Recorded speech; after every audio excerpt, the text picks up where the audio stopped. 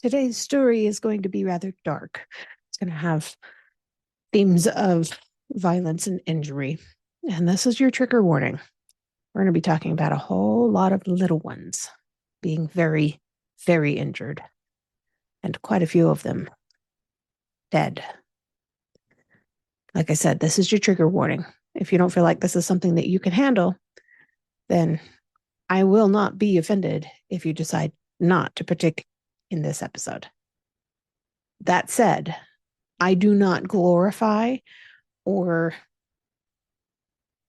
describe any kind of gore or violence. I never will.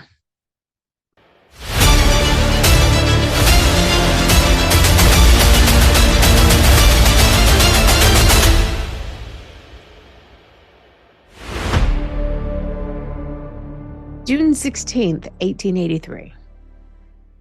There are some dates that feel cold even in summertime.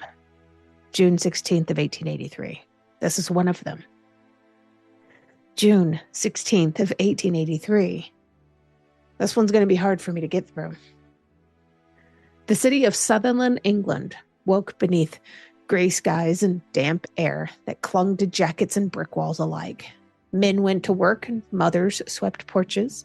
Horses clattered over cobblestones, and children did what children have always done since the beginning of time.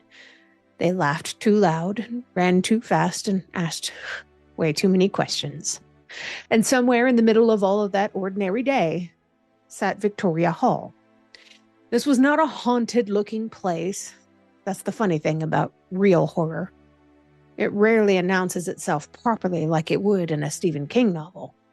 Real horror does not always live in castles or graveyards or lonely houses on hills.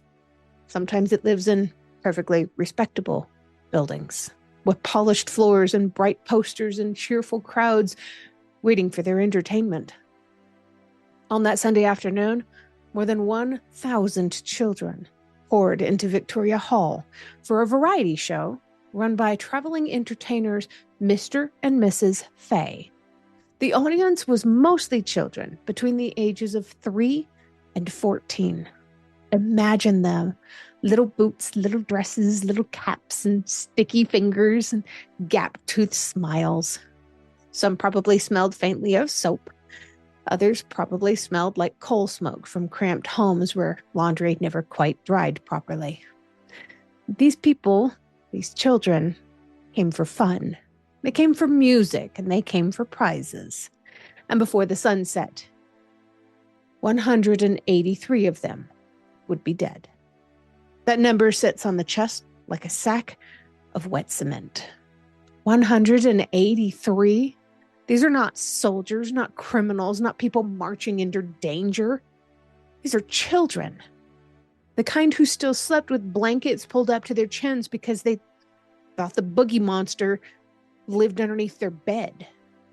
Now here's where history happens, friends. Not in palaces, and not in speeches, and not in great halls where kings make some grand declarations. History happens in moments when ordinary people make tiny decisions that ripple outward like cracks in frozen ice, with devastating consequences sometimes. A bolt slid across a door. That was it, just a bolt. Just a piece of metal. Just one small decision that turned an entire theater into basically a coffin for a whole lot of people, a whole lot of children.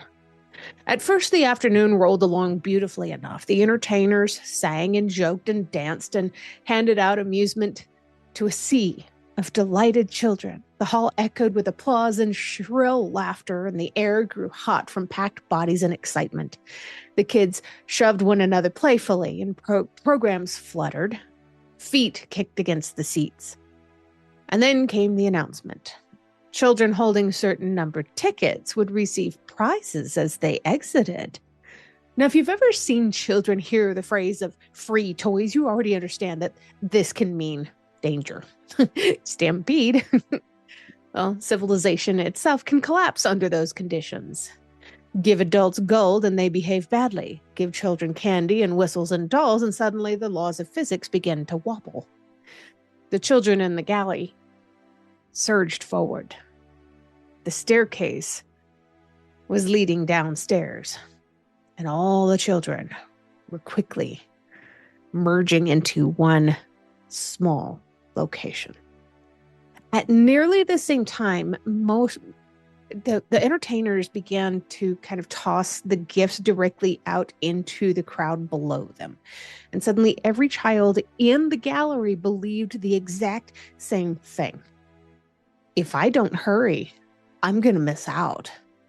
Well, fear does not always come dressed as terror. Sometimes it dresses as urgency. The staircase became so packed, shoulder to shoulder, hip to hip, chest to back. Children pushed because children behind them pushed. This sounds a lot like the mass crush that happened in South Korea not too long ago. Nobody knew what was happening at the bottom of the staircase. But at the bottom stood a door, and the door opened inward. Worse than that, it had been bolted mostly shut, so only one child could squeeze through at a time while the tickets were being checked. They thought they were doing the smart thing. One child at a time. One child at a time. That phrase sounds reasonable until you imagine 1,000 suddenly frightened children pressing downward behind it. The front of the crowd stopped moving. They had nowhere to go. But the back of the crowd did not stop moving. And that's how crushes begin. Not with evil intent and not with violence, but with pressure. The children in front were pinned against the door instantly. Those behind kept pushing because they couldn't see. Bodies were compressed together so tightly. Some children were lifted off of their feet entirely, and others fell beneath the crowd and vanished. And still the pressure kept building. You know what one survivor said later on? He described stepping on people lying on the stairs. At first, he screamed for everyone to stop. And later, he stopped screaming completely because panic had become stronger than his own thoughts. That line sends chills through my body. He said, "Before long, I passed over others without emotion." Imagine being a child and terror stripping away your feelings moment by moment because survival itself has become just a little bit too loud for you to be able to pay attention to anything else. Inside the hall, adults were slowly realizing something was wrong. At first, it sounded like maybe the kids were roughhousing, but then the screams changed pitch. That's the thing about screams. Human beings know instinctively when a scream stops being playful and it becomes mortal. Adults rushed forward to the staircase, but the bolt was on the children's side of the door. They could not open the door. Can you imagine that feeling? You're hearing children dying inches away while your hands are clawing helplessly at wood and iron. You're not going to get through this with your fingers. Some adults pulled children through the narrow gap one at a time, pulling them out as much as they could. Others tugged desperately at arms and sleeves and collars and braids and anything else that they could grab. One caretaker named Frederick Graham managed to redirect hundreds of children through another exit upstairs, likely saving hundreds more lives. But downstairs, the pile had already formed. And once a crowd crush reaches a certain point, it stops behaving like people and it starts behaving like a swarm, like a weight, like a boulder. Bodies pressed together tighter and tighter, ribs compressed, lungs collapsed. Breathing became impossible. That's the true horror of compressive asphyxia. It does not always leave dramatic injuries behind like bruises and obvious breaks. There were no knife wounds. There were no shattered bones. Sometimes victims looked almost peaceful afterward, until you realize they suffocated while they were still standing. Doctors later examined the dead children. Many bore little outward damage at all. Some still looked as though they might just wake up if someone shook them gently enough. The detail is horrifying beyond words, because it means death arrived invisibly and quietly and methodically. The pile of bodies became so tightly wedged against the staircase and doorway that rescuers struggled to separate them. It's hard to think about that, to think about the grown men tugging desperately at children that were locked together by sheer pressure. At last, someone tore the door from its hinges to get to them. It was too late for 183 of them. But this is the part that feels almost supernatural in its cruelty. Nobody was prosecuted. Nobody. No murderer marched to trial. No villain ever saw handcuffs over this. There was no dramatic courtroom confessions. The person responsible for bolting the door shut was never identified. They vanished into the fog of blame. And that somehow makes the whole thing even scarier. People like monsters because monsters are easier to understand and identify. Monsters can be pointed at. Monsters can be hated. But disasters born from ordinary negligence, those are worse. They linger in the mind because they could happen anywhere. It could happen at church, at school, at a concert, a stadium, anywhere crowds gather and somebody decides that safety can wait. Or they decide that their phone is more important to pay attention to than where they are or what they're doing. The city of Sunderland drowned in grief after this event. Tiny coffins lined funeral processions. Parents searched for shoes and ribbons to identify their children because they couldn't otherwise. Some families lost more than one child. Entire streets went silent. Queen Victoria herself sent condolences and money for relief efforts for some of these families. Newspapers across Britain exploded with outrage, and people suddenly realized something terrifying. Thousands of public buildings had the same kinds of doors. Outward opening emergency exits became law after Victoria Hall. Eventually, the push bar emergency door was invented because of this tragedy. And every time you shove through one of those doors today at a movie theater or a stadium or at school or at a shopping mall, you're touching a ghost from Sunderland. That's the truth.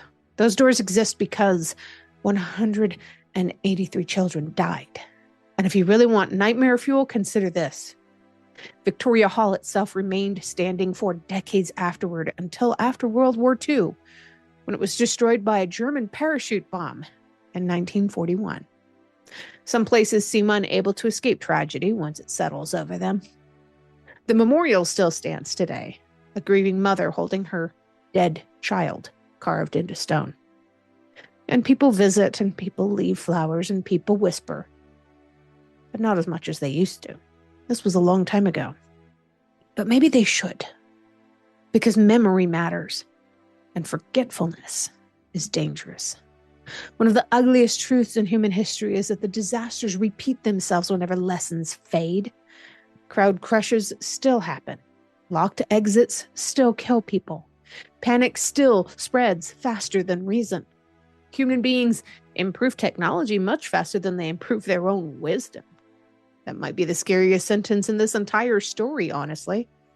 You know, horror fiction often gives us cursed houses and demons and vampires and things scratching at windows in the dead of night. But real horror? It usually arrives with much more plainly than that. Real horror is a room a little too crowded, a staircase too narrow, a locked door nobody thinks about, until it matters and until it might be a little too late. 3 things killed those children: excitement, pressure, and carelessness. The rule of 3s: simple, brutal, and final. And maybe that's why this story still haunts people, especially people like me, more than a century later. Because every single person listening knows exactly what it feels like to rush towards something exciting in a crowd. We've all been there. Concerts, spring events, sporting events, Black Friday sales, if you grew up watching those disasters on the news, school assemblies, packed elevators, any kind of scary events that you're trying to get away from. Human beings gathered tightly without even thinking about it because we trust the world around us to function properly and to keep us safe, when it's in reality our own responsibilities to keep ourselves safe. But we are often too busy paying attention to our modern technology to look up from it to see what's really going on around us. Yeah, we expect the world around us to function properly until suddenly it doesn't. Then panic takes over. Reason vanishes. People start climbing over one another until they just trying to be able to breathe. And afterward, survivors spend the rest of their lives remembering sounds that they wish they could forget. One survivor from Victoria Hall carried those memories forever. Imagine that poor little child growing older, marrying, maybe having children of their own, and yet still remembering the sensation of stepping over bodies on a staircase while screams echoed in the dark.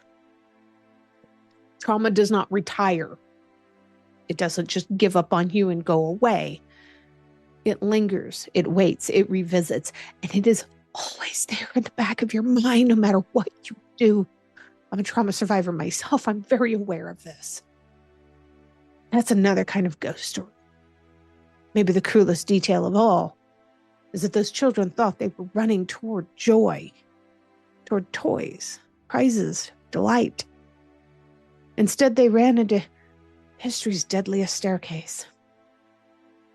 So when you leave a theater tonight or stadium tomorrow or a crowded building next month, maybe glance once at the exit doors.